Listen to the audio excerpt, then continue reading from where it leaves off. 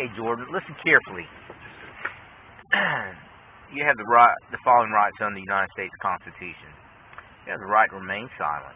Anything you say can be used against you in court. You have the right to talk to an attorney before we ask you any questions, and to have an attorney present during any questioning. If you cannot afford one, of course, one will be appointed for you by the court at no cost during this interview here. At any time, if you want to talk, anytime during this interview, and at this point, this is all it is, an interview. So I've got some questions I'd like to ask you. You can stop. Right. So do you understand all those? Yes, sir. Okay. How old are you? I'm 21. You're 21. Yes, sir. Okay. Are you resident of Florida, or you are a resident of the state of Florida? Okay. Well, let me just explain this. That young lady is upset by what you allegedly said.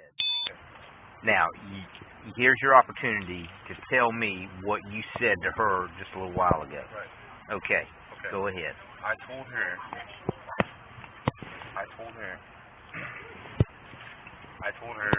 let me recall, I'm a little nervous, sorry. This is the first time I've ever been in the back of a police car. Okay. I told her that if she wants to screw over any more of my friends, she needs to watch out. And you said it just like that. Yes, sir. You didn't include any expletives, like you need to fucking watch out, or don't be fucking over my friends. You never said anything like that. I don't believe so, sir. You don't believe so. That No. tells me that there's some question in your mind. She's pretty clear about what she heard. Right. And when somebody says certain things individually, you tend to be pretty clear. Now, look, trying to clear this air. We can minimize this all the way around. Let's minimize it as much as possible. But you need to be truthful with me. Okay. So, any profanity... I cannot recall if I said screw over or fuck over one of my friends. Okay. I cannot recall what terminology I used. I got you. Okay. Well, that's a little better. Have you had any personal contact with her prior to the day when you engaged her in conversation? No, sir. Prior to today and up to you having conversation, when it occurred did you approach her or did she approach you? We both were getting on an elevator. I was headed up to my girlfriend's room in the same tower at the fountains. So that happened today at the fountains? Yes. And what time was that? It was right around, I want to say, 4 p.m. Okay. Are you implying or telling me that it was coincidental that you and her were getting on that elevator at the same time? Yes, sir. And where did you recognize her from? I recognize her. So this is the backstory. Okay. So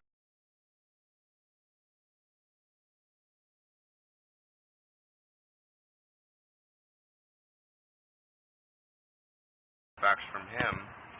One side of this story. One side of the story. But what she's accusing at all.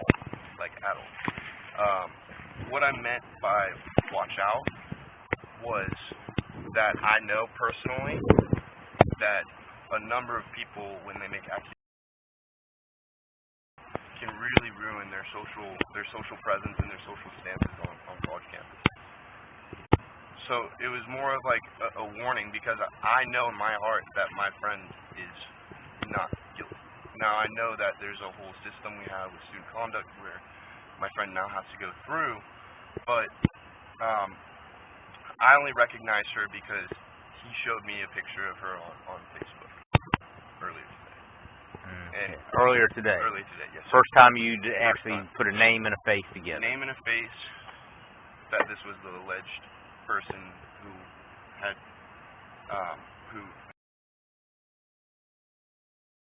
It seems like you sound like you're very attuned to campus life, and I was actually the vice president of student government. Okay, well, then let me take this from my side.